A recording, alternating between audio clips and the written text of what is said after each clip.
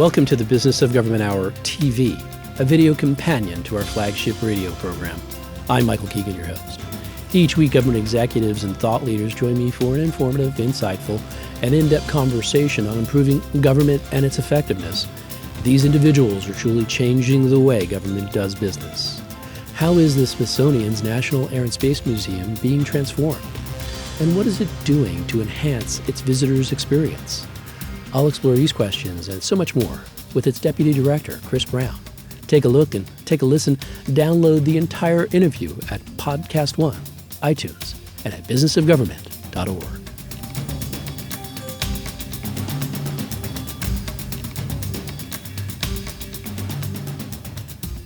Could you provide us with an overview of the mission and history of the Smithsonian's National Air and Space Museum?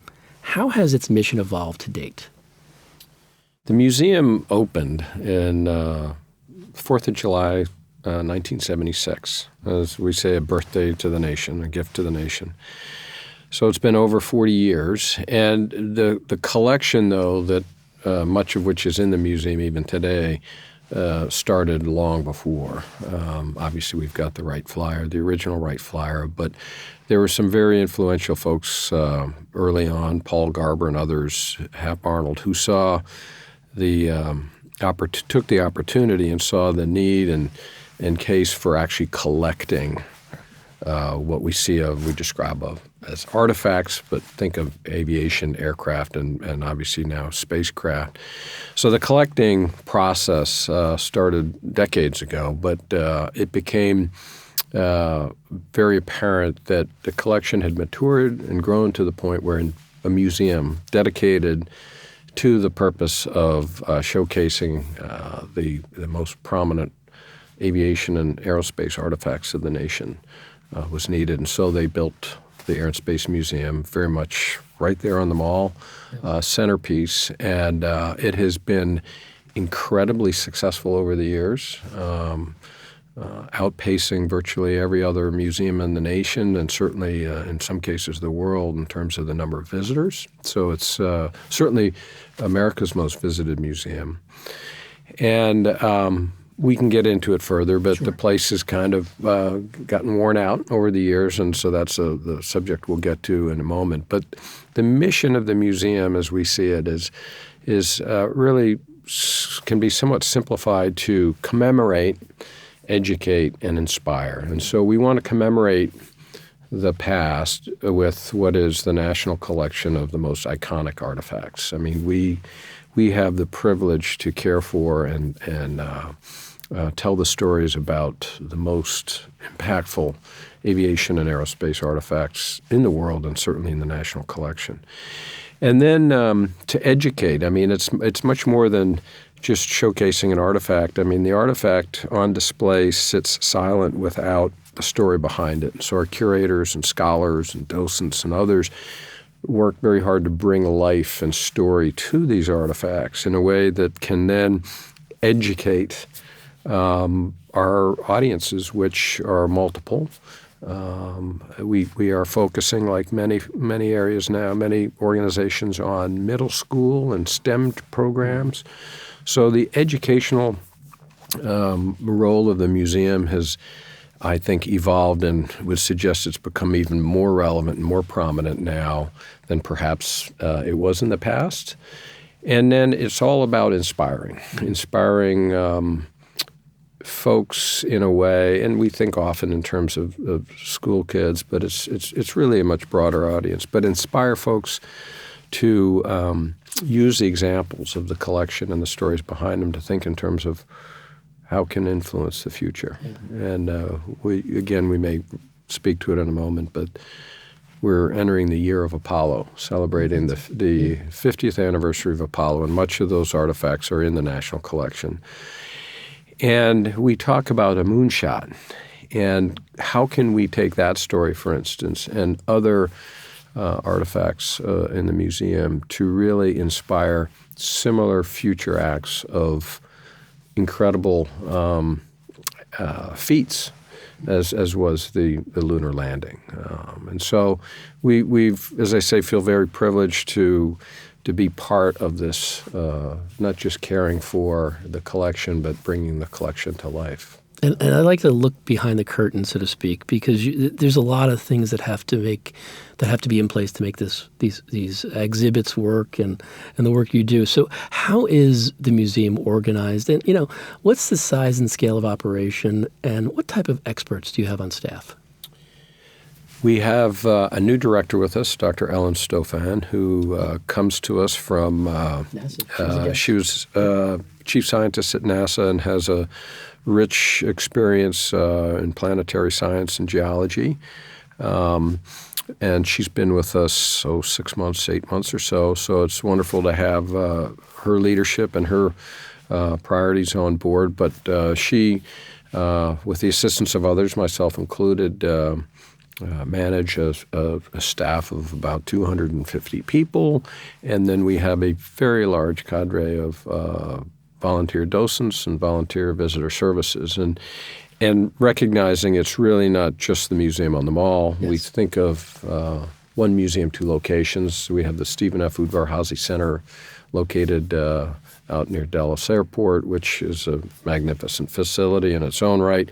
But then we also have a third facility that is not open to the public per se, but that's the Garber facility in Suitland, Maryland, where much of the collection that is, of course, not on display is in keeping and going through various levels of conservation and care, and ultimately will be moved to our facility at Udvar-Hazy. So Ellen and the team preside over really three facilities, but two very public-facing museums, as you think of, and the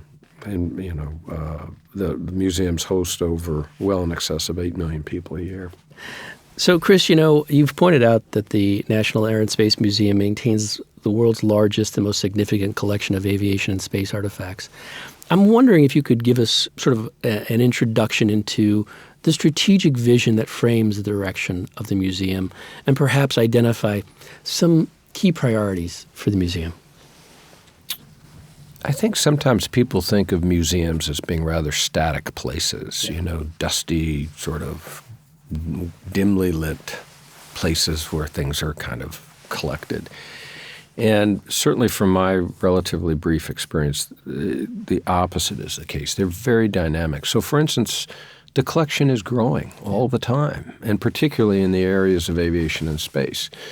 So the collection that is very much on display now in the case of the Mall Museum, when we renovate that building, half of the artifacts that are in the building now that will go out will not come back, because we will bring it back with new artifacts that have been collected and reached significance in the last 40 years, some that have been out on loan, some that are at the Udvar-Hazy Center. So the collection itself grows. And so there's a dynamic process. And then how do you tell those stories and the associated research in a way that is relevant? The way we may have told the story about the Enola Gay 30 years ago might be told in a different way today. Or take, for instance, the Apollo program. The Apollo Gallery in the museum today, at the moment, was built at a time and directed towards an audience that had lived Apollo. Yeah. Apollo was, if it was a memory, it was a very, very fresh one. The museum opened in 1976, the first lunar landing in less than 10 years. And so there was a freshness to it in that most of the people coming into the museum were of the Apollo age. Well, now, when we redo that gallery in what's going to be called Destination Moon, our audience has changed. Most of the people coming into the museum today, the vast majority of them, and certainly some of the key audiences like middle schoolers, Apollo is not even a distant memory. It's new. And so are we telling these stories in a way that is relevant? And so the storytelling even changes. And it's not to be revisionist per se, but the scholarship improves and increases over time. And so the collection evolves, the stories evolve, and our audiences are evolving. So when we built the museum and opened it in 1976, the digital age was not upon us. And now as much of our goal is not just to rebuild the museum structurally and in a way that is impactful for our visitors that visit us in person. But how do we take the museum virtually? Yeah. How do we reach? Secretary Skorton with the Smithsonian has said we need to reach 1 billion people. Well, those 1 billion people don't necessarily all speak English, and they're certainly not all coming to visit the museum. So how do we, what do we need to do in terms of digitizing the collection and everything else that allows us to sort of take the storytelling and the museum per se beyond the walls? So the museum, it's a very dynamic place, much more so than I think probably many people kind of assume. Oh, absolutely. And it's funny, you mentioned in the previous segment the renovation and the transformation that's going on. Given that it's 4 decades of long of its life and enduring the traffic that at least the mall institution has had to endure, it's come as no surprise to most that the museum is now in need of major renovations. What really prompted? Perhaps you can get us into what prompted the complete overhaul of the museum, and how. I'm trying to get into the history because we are talking about museums. So how did some decisions back in '76, the sort of the value engineering, contribute to this need? Sure. I mean, one thing to remember is because of our incredible success, the place is probably worn out faster than we might have otherwise thought. I mean, we like to think of an analogy that if on a comparative basis, if you lived in a 2,500 square foot home and entertained over 140 guests every night for 40 years, what would your home look like? And so the wear and tear of the place is just the result of tremendous success. So that's good, but it has created some challenges in terms of the infrastructure. With regard to decisions made at the time it was built in '76, there were some value engineering decisions which in reflection are frankly regrettable, such that the stone cladding on the outside of the building, instead of being spec'd at 3 inches, is actually less than 1.5 inches. And so while it was cost savings at the time, what was probably not contemplated was that this stone would actually, because of its relative thinness, would actually warp and crack. And initially, the effort was to improve the utility infrastructure of the building, replace the HVAC and those the kind of behind-the-scenes things, but all of which are very important to the care of the collection, but also to the guest experience. And as we got into it, we discovered, well, we have to do a lot more than clean out the ducts and replace the HVAC because, in fact, the stone cladding right behind the stone itself is the plenum that feeds the air into the building itself. And so the inability to actually maintain temperature and humidity at an acceptable level, even within that plenum as it gets circulated into the building, we're not able to meet the standards of care, as I say, both for the collection but for our guests. So the HVAC issues suddenly became, my gosh, we got to take all this stone cladding off. The skin of the building has to come off. And as soon as you do that, it's probably dramatic to say gutting the building, but we're exposing it in such a way that it requires us to move everything out of the way. So the entire collection in the galleries has to be disassembled and removed from the building so that the contractor can go in and expose the interior as will be needed to replace the stone and begin to rebuild the infrastructure inside of it. And in so doing, we'll be able to put in place more contemporary measures that we really want, such as security and blast resistance and ADA compliance and a lot of the things that you see in more modern buildings. This is an opportunity to put in the project, but it does mean that the project scope, as we got into it, increased significantly. As part of the renovation, and you've hinted at this before, the galleries will be updated with current generation interactive technology. Would you tell us more about what the vision is here and how will the use of such technology change the way the museum delivers its message? As a visitor comes through our gallery, part of what we're trying to do is engage that person, whether it's a middle schooler or an elder. how do we engage them? And what some folks may think of as the typical engagement would be script on boards in front of an artifact. And if you go through museums, it's very interesting to watch how engaged they actually become with that. And we have opportunities now that we didn't have 40 years ago, or even 10 years ago, really, which allow us to look at other means of engaging those people in the story that is told about the artifact they may be seeing. So is it through a link to a phone? Is it to an actual mechanical kind of interactive? What do those look like that can ensure that story is really being told in a way that is receptive and impactful to the visitor? Now, there will be some people that will graze. They'll go through and they just want to look. There'll be some people that'll be very targeted, want to read everything because that is, represents the best of scholarly research that the country can offer. But then there are others that want a more interactive piece to it. And we have tools and opportunities now that never existed. And so we have, as part of our effort to redesign these galleries, a major component will be what are the interactives that go into them. And it's important to know that everything has a budget. And interactives can be very expensive. And they can become dated rather quickly. So it's one of the things we want to be is agile and do things in a way that would allow us to sort of retrofit or swap out and not be careful that we don't invest too much in what could become an aging piece of infrastructure in a matter of several years.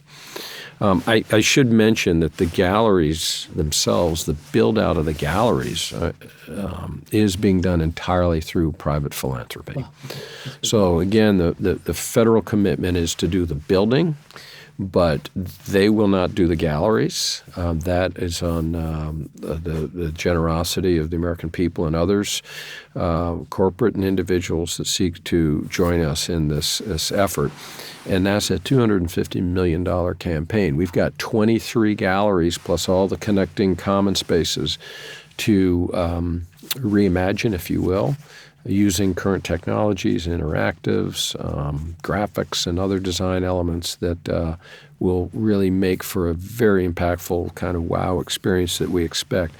But we could not do it if not for the generosity of our benefactors. Yeah, and switching gears a little bit away from the renovation and transformation, you mentioned the tagline of one museum, two locations. And I'd like for you to tell us about the two buildings that make up the museum. How are they different? How are they similar? How do they complement the mission of the museum? And why is the locations different?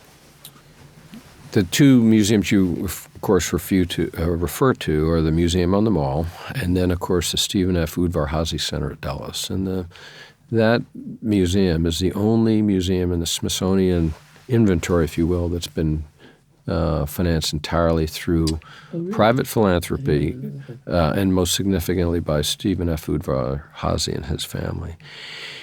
And they are different. And sometimes people lose sight of that. Different in a lot of ways. Starting with our visitors, very many of our visitors here in the city coming to the Museum on the Mall will be people that are moving through D.C. and the various locations and museums across the mall. And the dwell time may be about an hour and a half. They come through, we're on the mall, they want to see us. But they might just as well have come from natural history, American history. The Udvar-Hazy Center at Dulles is much more of a destination. Yeah. You drive to it currently. Metro may help, but there is bus service. But by and large, people drive. And the dwell time there is significantly longer, a bit more of a destination. We have a higher concentration of local visitors to Udvar-Hazy than what we have on the mall. But we're hoping that can change because we think that each museum location offers its own unique, it has its own unique offering. There are artifacts in the collection at Udvar-Hazy that are physically impossible to bring down to the mall. space shuttle Discovery, the Enola Gay, the SR-71, the Concorde. Some of our artifacts are really large and would never be able to be displayed in the confines of the building we have here on the Mall. And it's interesting because yet we have a lot of artifacts and space artifacts in our galleries and will continue to going forward here in the Mall Museum. And how do we connect those when, in fact, how do we tell the space shuttle story, for instance, or ISS, the International Space Station story, in a gallery at the museum on the Mall, when it relates most directly to some of the artifacts at Udvar-Hazy, like the Space Shuttle Discovery. So how do we connect the two will be a continued objective of ours. But when you go to the Udvar-Hazy Center, you'll find, and certainly many of your listeners that have done this, we don't have galleries with extensive storytelling per se. It was initially described as America's hangar, and it was a place to store aircraft and yet do so in a way that was publicly accessible. But we've actually done much more than that. I mean, we're not just sort of storage hangar. I mean, these aircraft that are on display, the vast, vast majority of them have already gone through extensive care and renovation and conservation. We also have a very elaborate renovation and conservation facility at the Stephen F. Udvar-Hazy Center that we don't have here in the Mall Museum. It's absolutely world-class, the work that's being done by our conservators and exhibit designers and folks doing restoration. That could be a subject of its own on your show. But they are different facilities. It's the same collection, but there's elements of the collection we can't bring here, and yet how we tell that story, we do it in a different way. So we'll have simple descriptions. For instance, at the Enola Gay or the Concorde or the Discovery, we'll have a description, but not necessarily the extensive story and contextual story that you get in a full gallery. Be sure to join me next time on the Business of Government Hour TV for another informative, insightful, and in-depth conversation on improving government and its effectiveness. Until then, it's businessofgovernment.org.